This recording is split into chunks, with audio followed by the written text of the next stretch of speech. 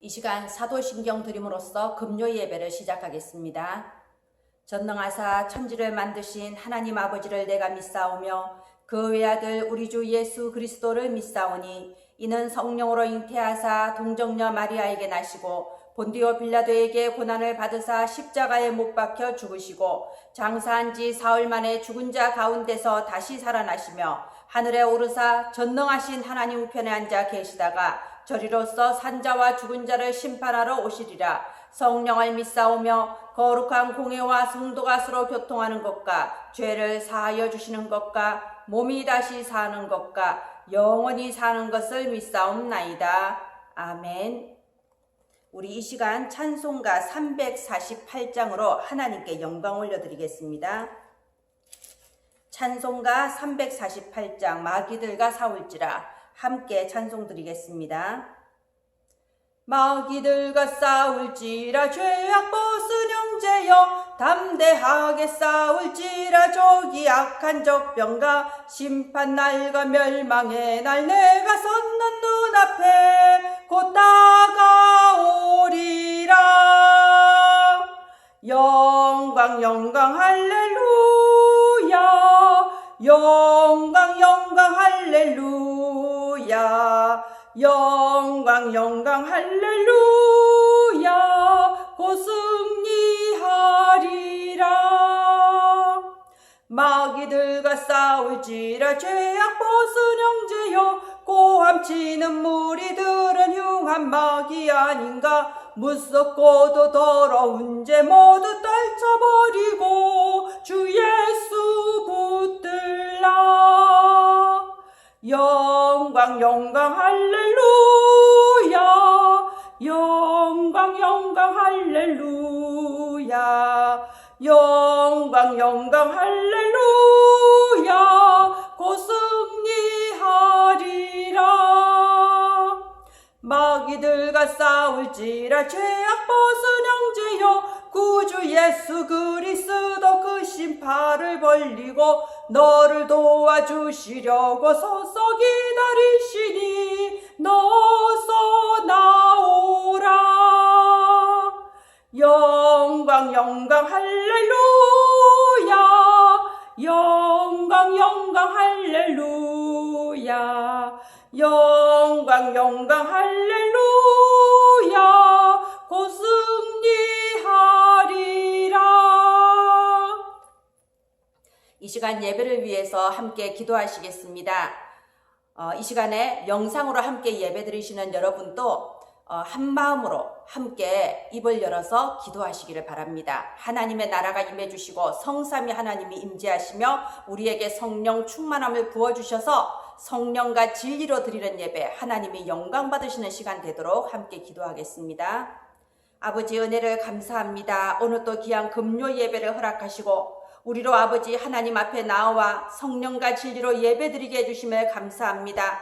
우리의 마음과 생각을 성령께서 온전히 사로잡아 주장하소서. 성령과 진리로 드려지는 예배가 되게 하소서. 오늘 또 아버지 예수 그리스도의 은혜에 감사하며 우리가 하나님의 부르심에 합한 자로 거듭나는 재창조의 시간이 되게 하소서. 하나님의 말씀이 들려지고 하나님의 말씀이 깨달아지고 하나님의 말씀으로 우리의 마음과 생각이 변화되어지며 성령의 인도받는 시간이 되게 하여 주시옵소서. 오늘 예배를 방해하려 하고 틈타 속이려 하는 사단을 예수 이름의 권세로 완전히 결박시켜 주소서. 주의 사자들을 파송하사 하나님께 드리는 예배를 수종들게 하여 주시옵소서. 영상 예배 드리는 모든 현장마다 하나님의 나라가 임하시고 성삼위 하나님이 임재하시며 성령 하나님께서 예배의 시종을 사로잡아 주장하소서. 참으로 마지막 시대의 세계복음화를 위하여 심부름할 예수 그리스도의 택하심 받은 자 절대 제자들이 일어나는 예배가 되게 하옵소서. 영원토록 영광 받으실 주 예수 그리스도 이름으로 기도합니다. 아멘.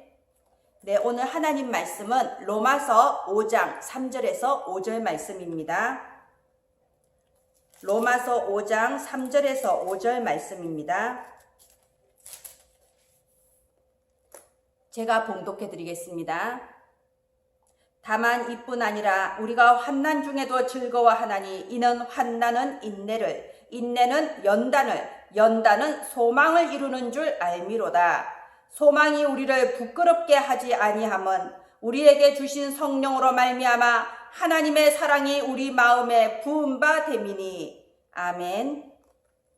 오늘 하나님 말씀 제목은 환난을 즐거워하는 자입니다. 네, 로마서 5장 3절로 5절 환난을 즐거워하는 자입니다. 우리가 지금 3절에 보면요, 환난 중에도 즐거워한다라는 부분이 있습니다. 환난이라는 것은 모진, 고난, 시련, 어려움 이런 걸 말하죠. 그런데 어떻게 환난 중에 즐거워할 수가 있을까요? 여기 보면 4절과 5절에 소망이라는 단어가 나옵니다. 오늘 여러분에게 꼭 전달되어져야 될 핵심 포인트가 바로 이 소망입니다. 우리가 환난 중에도 인내할 수 있고 심지어 환난 중에 즐거워할 수까지 있는 까닭이 뭐냐?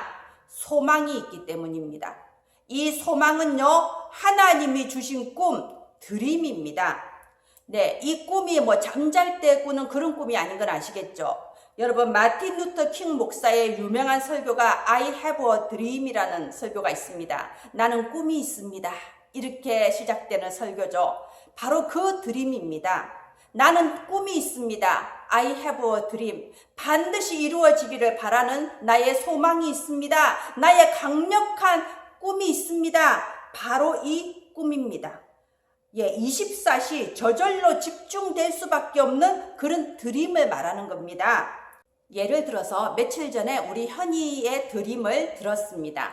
우리 현이가 여러분 알다시피 상담 심리학을 공부하고 있잖아요. 근데 현이가 말하기를 사람을 치유하는 것은 심리학이라는 학문이나 어떤 기교가 아니고 하나님이시다. 오직 하나님의 능력으로만 사람이 치유된다. 바로 여기에 증인이 되고 싶다고 했습니다. 그리고 그러기 위해서 나는 지금 심리학 공부를 열심히 하겠다고 했습니다. 심리학에 대해서 잘 알지 못하고 심리학에 대한 자격증도 없으면서 자기가 그런 말을 하는 것이 아니라 정말 이 상담 심리에 대한 자격도 갖추고 세상 사람들이 인정할 수 있는 그런 전문성을 갖춘 사람이 사람을 치유하는 것은 오직 하나님의 능력이다라고 말하는 그런 랩런트가 되고 싶다고 말했습니다. 네, 바로 그거는 하나님께서 우리 현이한테 주신 드림이에요. 그건 현이한테서 나온 게 아닙니다. 하나님께서 현이한테 담아주신 드림입니다. 하나님께서 주신 드림이 있는 사람은요, 절대로 망하지 않습니다. 하나님께서는요, 자기의 택하신 자에게 드림, 반드시 이루어질 소망을 담아주시고 그 소망이 이루어지기까지 그 사람의 인생을 책임지고 이끌어 나가십니다. 그 소망이 이루어지기까지 24시 집중하게 만드십니다. 그리고 그 사람의 능력을 초월하는 하나님의 능력으로 이루시는 겁니다. 우리가 오늘 이걸 로마서 5장 5절 말씀해 보세요. 5절에 보면요, 소망이 우리를 부끄럽게 하지 아니함은 우리에게 주신 성령으로 말미암아 하나님의 사랑이 우리 마음에 부은 바 됨이라 라고 되어 있습니다. 하나님이 우리에게 주신 소망, 즉 하나님이 주신 드림을 가진 사람은요, 하나님께서 결코 부끄럽게 하지 않으십니다. 성령의 폭발적인 권능으로 역사하셔서 반드시 증거를 주시는 겁니다. 제가 현이의 이 드림을 듣고요, 굉장히 은혜를 많이 받았습니다. 우리 현이가 정말 복이 있는 사람이구나. 하나님께서 우리 현이를 어릴 때부터 기르시고 이제 때가 되니까 현이의 인생을 통하여 이루실 드림을 저 마음에 심어주셨구나. 그리고요, 저의 드림이 생각났습니다. 제가 잠깐 잊고 있었던 저의 그 오래된 드림이 일깨워졌습니다. 네, 저도 25년 전에 제가 처음 복음을 들었을 때 하나님께서 저한테 드림을 심어주셨어요. 정말 24시 집중할 수밖에 없는, 그것을 향하여 올인하여 달려갈 수 있는 그 드림을 심어줬습니다. 만민을 위하여 길을 들어라. 이 드림을 심어주셨어요. 성문으로 나아가라, 나아가라. 돌을 제하라. 대로를 수축해라. 만민을 위하여 길을 들어라. 모든 사람들이 하나님께로 나올 수 있도록 세계복음화의 드림을 심어주셨습니다. 렘넌트의 드림을 심어주셨습니다. 흔들리지 않는 그리스도의 절대 제자들이 준비되어 있다. 그 제자들을 이렇게 세워라는 드림을 저한테 심어주셨습니다. 그리고 그 드림이 제 가슴을 뜨겁게 해서 제가 지난 25년 동안 정말로 온전히 올인할 수 있게 해주셨습니다. 제가 저의 그 드림이 이번에 생각나면서요, 너무나도 하나님 앞에 감사했습니다. 지금 이 세상에 많은 사람들이 어디로 가야 되는지, 무엇을 위해 살아야 되는지 방향도 의미도 목적도 알지 못하고 살고 있는데, 제가 뭐라고, 저는 젊은 나이에 하나님께서 정확한 드림, 내 인생을 바쳐도 아깝지 않은 뜨거운 드림을 제 가슴에 심어주시고 그 드림을 향하여 온전히 올인하면서 살 수 있게 해주셨으니 내가 얼마나 행복한 사람이냐. 정말 이번 주 주일 말씀대로 내가 가장 복 있는 자다, 이게 깨달아졌고요, 너무나도 감사했습니다. 그러면 그게 과거의 일이냐? 아니요, 현재 진행형이라는 겁니다. 저는 지금 또 하나님께서 주신 이 드림이 저 가슴에 있습니다. 지금 또 세계복음화, 지금 또 렘넌트, 지금 또 절대 제자의 드림이 제 가슴 속에 있습니다. 지금 또 현재 진행형입니다. 달라진 것이 있다면요, 전에는 나 혼자였지만 이제는 우리 은혜나무 교회가 공동체가 되어서 함께 만민을 위하여 길을 드는 전도 공동체, 선교 공동체, 후대 공동체가 될 거라는 그 드림이 저한테 있는 겁니다. 그래서 저는 앞으로도 하나님께서 주신 이 드림을 붙잡고 나아갈 거예요. 그래서 오늘 말씀 제목처럼 환난 중에도 즐거워하는 자, 하나님께서 내게 주신 이 드림, 하나님께서 내게 주신 반드시 이루실 이 언약의 소망이 너무나도 분명하기 때문에 혹시 가는 길에 환난이 오거나 어려움이 오더라도 내가 그것 때문에 후회하거나 중간에 그만두거나 도망치지 않는 겁니다. 하나님이 결단코 나를 부끄럽게 하지 않을 것이며 마지막 날 하나님 앞에 섰을 때에 후회할 것이 없게 하실 것을 믿습니다. 자, 이것이 바로 드림이에요. 이것이 바로 하나님께서 우리의 마음에 담아주시는 반드시 이루실 드림, 소망입니다. 그러면 보세요. 지금 내 마음속에 하나님께서 주신 드림이 무엇인지 여러분 생각을 해보세요. 지금 나에게 내 인생을 걸어도 아깝지 않은 드림, 하나님께서 나를 통하여 반드시 이루실 드림, 그것이 과연 나한테 있느냐? 있다면 무엇이냐? 내가 앞으로 남은 생애에 그거 붙잡고 달려갈 그게 대체 무엇이냐? 나를 부끄럽게 하지 않을 그 드림이 대체 무엇이냐? 여러분 그걸 찾아야 됩니다. 그래서 응답을 찾아내야 된다고 하는 겁니다. 우리가 신앙생활 하는데 그냥 우리 삶의 하나의 액세서리처럼 그냥 여러 가지고 있는 종교 중에 하나처럼 그렇게 우리가 신앙생활 하면 안 됩니다. 술에 술 탄 듯 물에 물 탄 듯, 제가 말씀드렸죠. 오늘이 주일이구나, 교회 가야겠다. 또 주일이구나, 교회 가야겠다. 그런 식으로 신앙생활 하면 안 됩니다. 하나님은 우리에게요, 반드시 우리의 인생에 이루실 절대 계획을 가지고 계시고, 그래서 우리의 마음에 소망을 담아주십니다. 우리의 마음에 뜨거운 그 드림을 담아주십니다. 그리고 그 드림에 집중하게 하시고 그 드림을 가지고 우리가 살아가게 하시며 그 드림을 이룰 수 있는 성령의 능력으로 우리를 붙잡아 주십니다. 그래서 우리는 그걸 찾아야 돼요. 그걸 찾기 위해서 우리가 예배를 드리는 거고 하나님의 말씀을 듣는 겁니다. 하나님의 말씀을 듣는 데서 그치지 않고 그 말씀을 구체화하고 말씀을 사실화하고 말씀을 비전화하는 시간을 가집니다. 그걸 가지고 묵상이라고 하죠. 그걸 가지고 깊은 시간이라고 하죠. 이런 묵상, 이런 깊은 시간을 통하여 하나님이 주신 말씀이 그냥 스쳐 지나가는 지식이 아니라 내게 주신 하나님의 언약으로 내게 반드시 이루실 드림으로 붙잡아지는 사람이고, 그런 사람은 최고의 능력을 가진 사람, 최고로 행복한 사람이라고 할 수 있는 겁니다. 주일에 미션을 드렸죠. 하나님께서 주신, 우리 교회에 주신 그 언약을 우리가 구체화, 사실화, 비전화해보자 하고 계신 줄을 믿습니다. 전도운동은 무엇인가?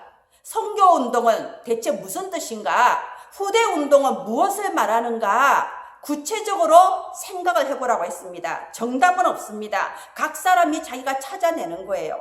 그리고 하나님께서 우리에게 전도운동, 선교운동, 후대운동 할 수 있도록 우리의 가정을 회복시키시고 우리의 현장을 회복시키시고 우리의 경제를 회복시키시는데 과연 무엇을 가정 회복이라고 하고 무엇을 현장 회복이라고 하고 무엇을 경제 회복이라고 하냐, 내가 그걸 구체적으로 찾아보는 겁니다.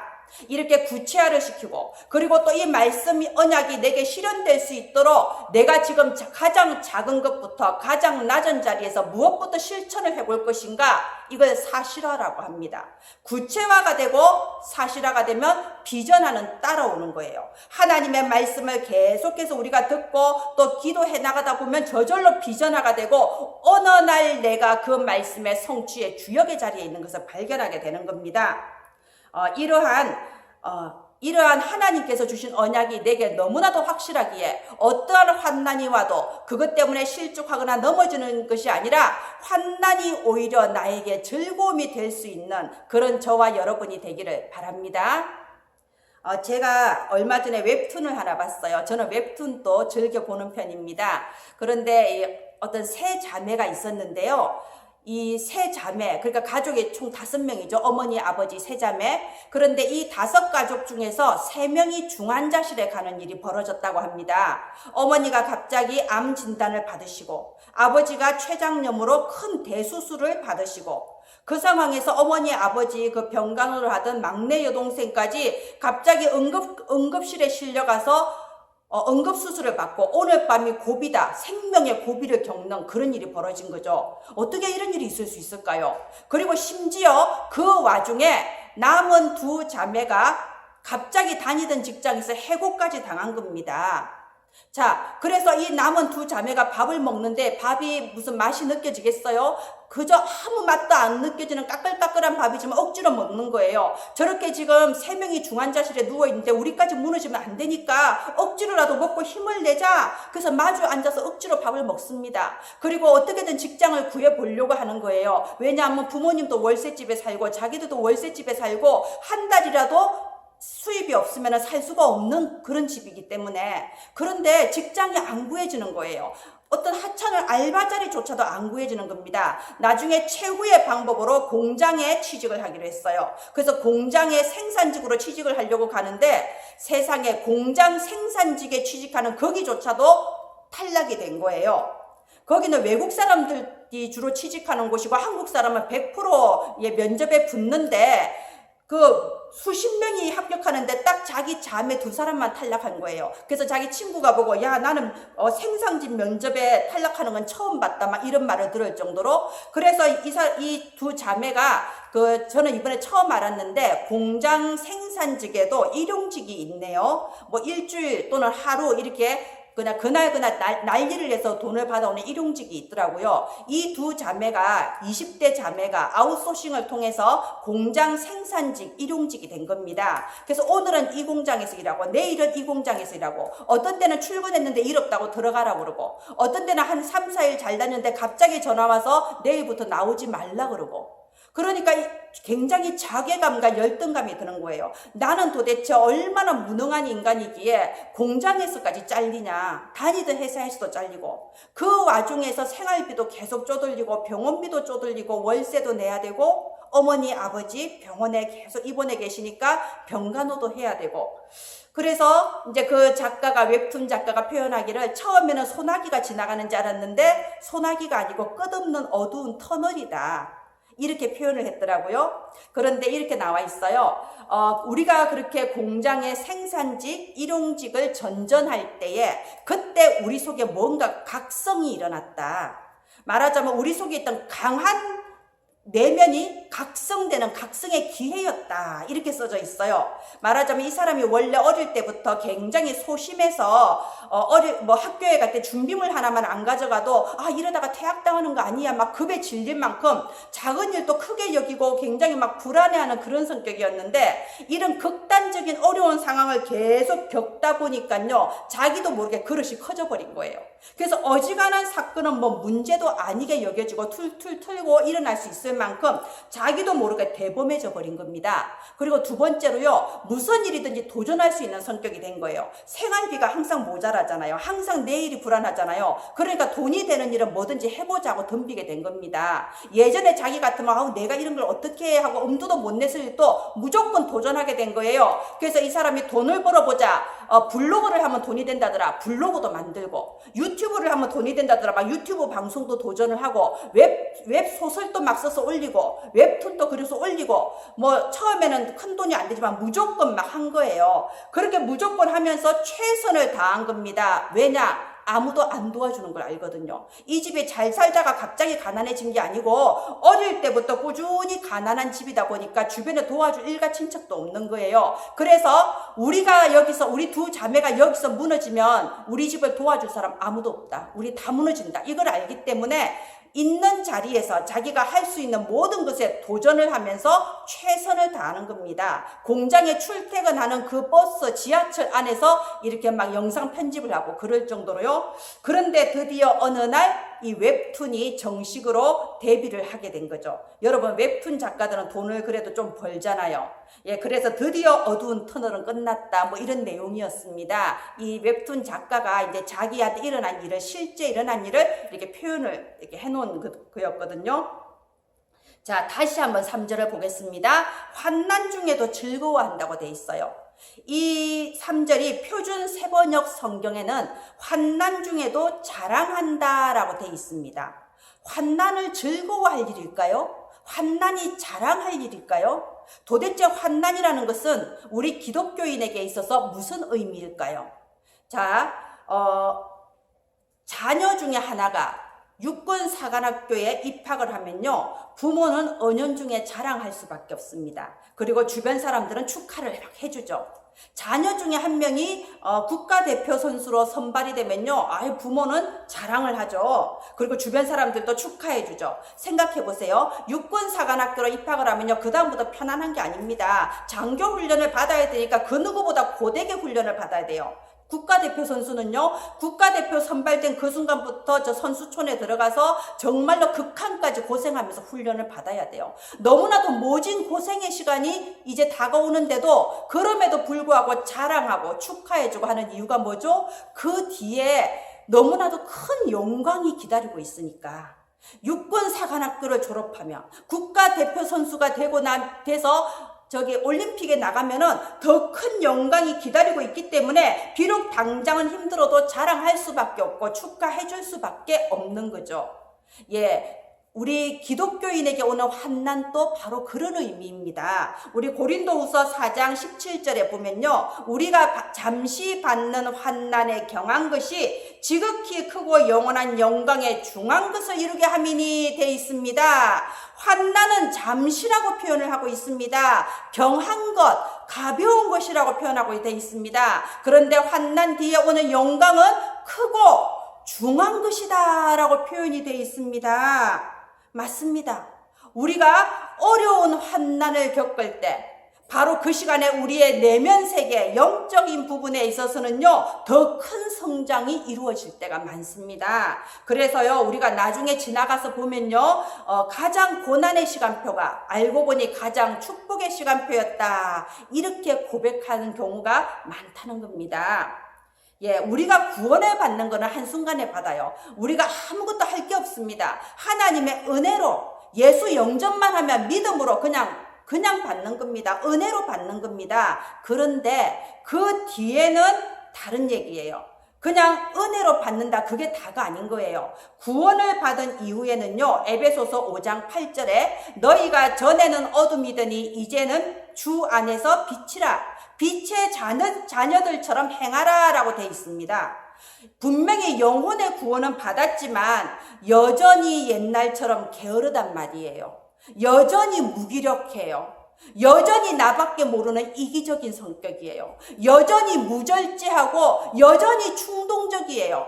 여전히 욱하는 성격이 그대로 있어요. 말하자면 구원받기 전에 가지고 있던 그 어둠의 각인 뿌리 체질이 그대로 가지고 있단 말입니다. 이게 구원에는 상관이 없습니다. 죽어서 천국 가는 데는 아무 지장 없습니다. 예수 그리스도 십자가의 피로 의로움을 얻었기 때문에 아무 상관없습니다. 단지 뭐가 문제냐? 우리가 이런 과거의 습관을 그대로 가지고 있으면요, 사는 날 동안 사탄의 공격 통로가 돼요. 사탄이 우리를 공격하는 통로가 되기 때문에요, 우리의 사는 날 동안 하나님께 영광 돌리기는커녕 실패한 인생, 그런 불행한 인생을 살게 된다 이 말입니다. 그래서 하나님은 우리의 체질을 변화시키려고 해요. 우리를 성장시키려고 하는 겁니다. 우리는 그렇게 실패한 인생, 불행한 인생을 살 사람들이 아닙니다. 저와 여러분은 어떤 사람입니까? 분명히 아셔야 됩니다. 저와 여러분은 마지막 말세 시대, 세계 복음화 시대에 특별하게 부름받은 성도들입니다. 하나님은 우리에게 일어나 빛을 발하라, 237 나라의 복음에 빛을 발하라 라고 미션을 주셨습니다. 그렇다면 우리는요, 이 빛의 자녀들답게 다듬어지는 훈련이 필요합니다. 그래서 하나님은 때로는 환난, 고난이라는 그런 방법을 통해서 우리를 다듬어 나가시는 겁니다. 마치 육군 사관학교에 딱 입학하면요, 그때부터 장교 훈련을 받아야 되는 것처럼, 장교는 당연히 일반 사병보다 더 훈련을 많이 받고 제대로 받는 게 당연한 거 아닙니까? 지도자니까요. 자, 그것처럼 하나님께서는요, 우리를 훈련시키시는데 때로는 그 과정이 고통스럽게 느껴진다 해도 그 후에 크고 영원한 영광에 중한 것을 이루어 나가시는 것을 믿기를 바랍니다. 자, 그러면 하나님께서 자녀인 우리를 어떻게 훈련시키시는가? 첫 번째, 먼저 기초훈련입니다. 우리는 사람은요, 누구나 어렸을 때부터 세상의 학문을 배웁니다. 언약만 확실하면 공부 안 해도 됩니까? 언약만 확실하고 복음만 확실하고 믿음만 좋으면 무식해도 됩니까? 절대 그렇지 않습니다. 하나님의 자녀는 세상을 변화시키고 세상을 리더해 나가야 되기 때문에 오히려 더 열심히 배워야 됩니다. 모세를 보세요. 모세가 그 말 안 듣는 이스라엘 백성을 무려 40년 동안이나 광야에서 통치할 수 있었던 이유가 뭡니까? 모세가 애굽의 왕궁에서 애굽의 왕자로서 통치 기술을 배웠기 때문에 그래요. 애굽의 왕국에서 통치 기술을 교육을 받았기 때문에 나중에 이스라엘 백성을 그렇게 잘 다스릴 수 있었던 겁니다.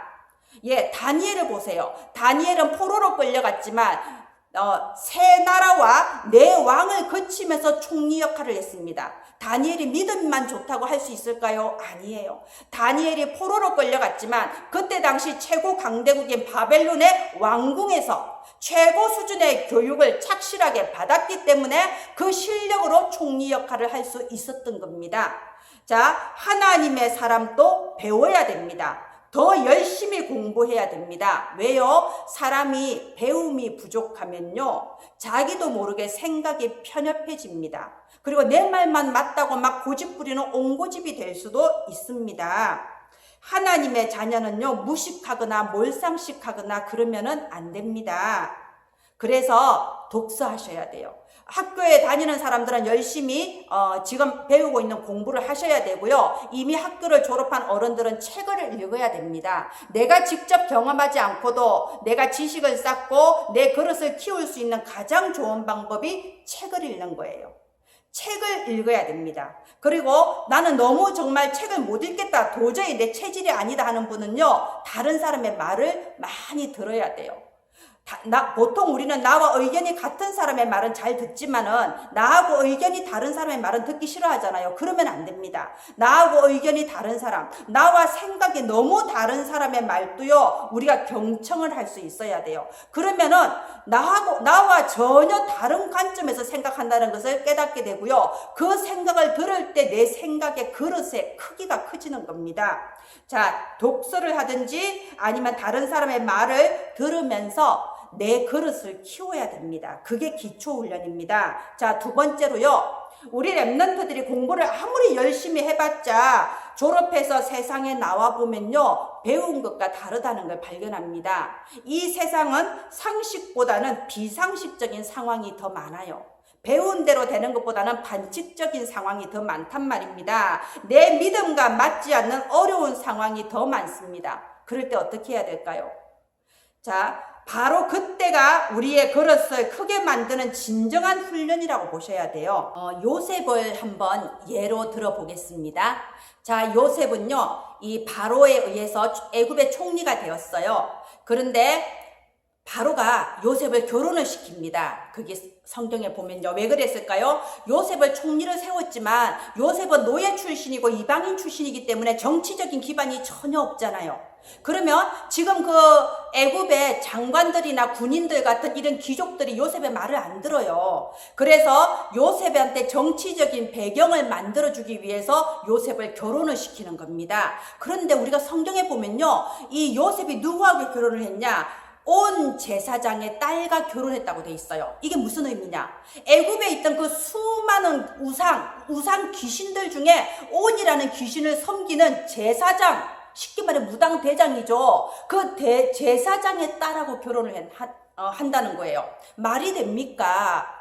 우리 랩런트들이 세상에 나가면 그런 일이 비일비재하다는 겁니다. 내가 가지고 있는 내 언약, 내 믿음과 안 맞는 상황이 세상에 너무 많아요. 자, 그럴 때 요셉이 어떻게 했나요? 결혼을 거부하고 도망갔나요? 어떻게 했나요? 여기 우리 로마서 5장 3절부터 4절에 보면요, 환난은 인내를, 인내는 연단을 이룬다라는 부분이 있습니다. 우리는요, 어렵고 힘든 상황이 오면은 누구나 도망치고 싶어 합니다. 누구나 그 상황에서 벗어나고 싶어 합니다. 그러면 학교 다니다가 힘들다고 자퇴해 버릴까요? 직장 다니다가 여기 아니다 하고 사표 내버려요? 결혼해서 살다가 이건 아니야, 이혼해 버려요?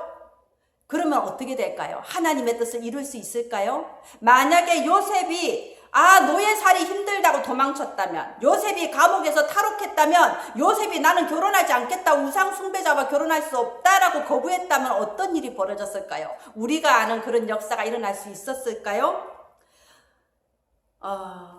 기독교인이 직장에서 실제로 어떤 영향력을 끼치고 직장에서 전도운동, 제자를 세우고 싶으면요, 먼저 그 직장의 뿌리를 내려야 가능한 겁니다. 직장을 그만둬버리면은 불가능한 얘기 아닙니까? 그래서 하나님께서는요, 우리한테 때로는 힘든 상황을 주시고 그 힘든 상황을 이겨낼 수 있는 인내를 배우게 하십니다. 그 인내가 바로 그 사람의 그릇이 되는 겁니다. 단순히 그냥 참는 게 아니에요. 무조건 참아라, 불의와 타협해라, 지금 그 얘기를 하는 게 아닙니다. 요셉이 어떻게 했는가 한번 볼까요? 요셉은 결혼하고 난 뒤에 두 명의 아들을 낳았다고 돼 있어요. 여러분 아시다시피 큰아들은 에브라임, 둘째 아들은 므낫세예요.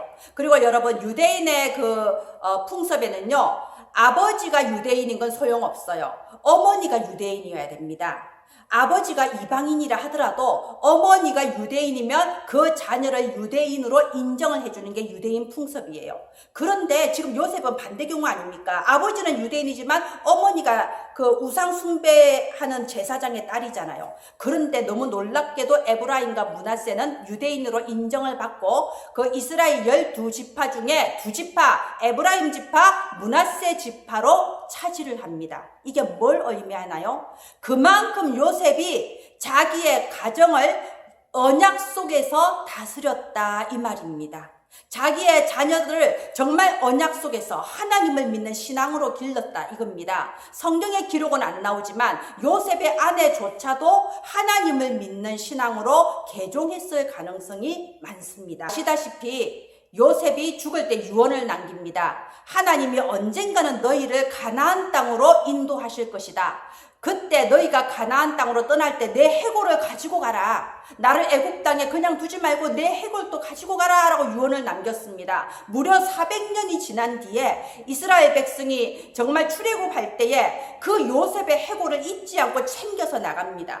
그만큼 요셉이 자녀들, 자기 가족들, 이스라엘 모든 민족들에게 영향력을 주는 사람이었다 이겁니다. 이스라엘 사람들한테만 영향력을 준 게 아니죠. 요셉의 아버지 야곱이 죽었을 때는요, 바로 왕의 명령을 따라서 애굽 사람들 전체가 국장으로 야곱의 장례를 치렀다는 장면이 나옵니다. 예, 말하자면요, 이 요셉은 겉으로는 바로 왕의 뜻에 따라서 그 제사장의 딸과 결혼을 했다, 마치 세상과 타협한 것처럼 보이지만 사실 실상은 오히려 거꾸로 불신자들이 요셉을 따르고 불신자들이 요셉을 인정할 수밖에 없는 그런 인격을 가진 사람이었다 이겁니다. 그리고 나중에 보세요. 이 요셉의 아들 에브라임, 그 에브라임 지파에서 이스라엘 전체의 그 지도자 여호수아가 배출되지 않습니까? 자, 보세요. 이게 바로 인내는 연단을 이룬다는 말의 의미입니다. 연단이 무슨 뜻이냐? 연단은요, 하나님이 쓰실 수 있게 단련된 인격을 말하는 겁니다. 우리가 힘든 상황, 내가 받아들이기 힘든 반칙적인 상황, 불합리한 상황 속에서 도망치는 것이 아니라, 그렇다고 세상에 물들어서 타협하는 것도 아니라, 내가 그 상황에서 치열하게 기도하면서 그 상황을 이겨낼 수 있는 그런 단련된 인격을 만드는 시간, 그게 나의 그릇을 만드는 시간, 이렇게 우리가 깨달아야 됩니다. 야고보서 1장 4절에 또 그 부분이 잘 나와 있어요. 야고보서 1장 4절에 보면요, 인내를 온전히 이루라. 이는 너희로 온전하여 구비하고 조금도 부족함이 없게 하려 함이라. 여러분, 지금 많이 힘드시죠? 많이 힘든 시대입니다. 그런데 오랫동안 잘 견디고 계십니다. 지금까지도 잘 견디셨고요. 너무나도 훌륭하세요. 그런데 기억하세요. 환난 앞에서 도망가지 않고 정말 하나님께 기도하면서 이 환난의 시간표를 통과하고 나면은 어느새 내가 온전하고 구비하여 하나님이 쓰시기에 조금도 부족함이 없는 단련된 인격이 되었구나라고 발견하는 그날이 오게 될 것입니다. 말씀을 요약하겠습니다. 하나님이 주신 드림이 있는 사람은 환난 중에도 즐거워할 수 있습니다. 이 가슴 속에 하나님이 반드시 이루실 드림이 있는 사람, 세계복음화, 렘넌트, 내 인생을 통하여 하나님께서 반드시 이루실 그 소망, 그 드림이 있는 사람은요, 환난 중에도 낙심하거나 무너지지 않습니다. 즐거워할 수 있습니다. 충분히 인내할 수 있는 힘이 있습니다. 또 이 환난은요, 우리가 무너지기 위한 함정이 아니에요. 우리가 연단을 받아서 하나님이 쓰시기에 합당한 그릇으로 우리의 인격이 단련되어지는 그런 과정, 축복의 과정입니다. 지금 전 세계적으로 코로나 블루 너무 우울하다. 이제는 그것도 넘어서서 코로나 앵글이 막 분노가 치밀어 오른다. 짜증이 나서 견딜 수가 없다. 이런 때에 저와 여러분은 하나님이 주신 구원으로 말미암아 즐거워하고 하나님이 주신 언약의 말씀으로 말미암아 즐거워하고 환난까지도 즐거워하는 저와 여러분이 되기를 바랍니다. 왜냐하면 저와 여러분은 세계복음화 시대에 부름받은 특별한 성도들이기 때문입니다. 저와 여러분은 세상의 어려움에 도망치는 것도 아니고 세상의 어려움에 물들어서 타협하는 것도 아니고 이 세상을 치유하고 살려낼 하나님이 주시는 드림을 받은 사람들이기 때문입니다. 오늘부터 새로운 응답이 시작되기를 주 예수님의 이름으로 축원드립니다. 이 시간 하나님의 말씀 붙잡고 기도하겠습니다. 아버지, 은혜를 감사합니다. 아버지, 주께서 저희를 마지막 말세 시대에 세계복음화의 주역으로 저희를 불러주심을 감사합니다. 예수 그리스도 언약 속에서 구원하여 주시고 세계복음화라는 분명한 비전을 주셨으며 이제는 저희 각 사람에게 저희의 일생을 통하여 하나님이 이루어 나가실 드림을 주심을 감사합니다. 우리가 눈에 보이는 여러 가지 사건이나 환난에 넘어지지 않게 하여 주시옵소서. 하나님께서 주신 드림이 너무나도 분명하기에 오히려 환난조차도 즐거워하고 인내할 수 있는 저와 은혜나무 교회 가족들 되게 하소서. 나의 한계를 넘어서는 성령의 초월적이고 폭발적인 권능의 역사심이 임하여 주옵소서. 이 시간 하늘 보호자의 문을 열어 주옵소서. 함께 영상 예배드리는 우리 은혜나무 교회 가족들에게 하늘로부터 내려오는 영적인 새 힘이 회복되게 하여 주시옵소서. 우리의 영안을 열어주셔서 전도운동, 선교운동, 후대운동 분명한 언약이 붙잡아지게 하여 주옵소서. 살아계신 주 예수님 이름으로 기도합니다. 아멘. 주일에 준 미션을 여러분 묵상하시기를 바랍니다.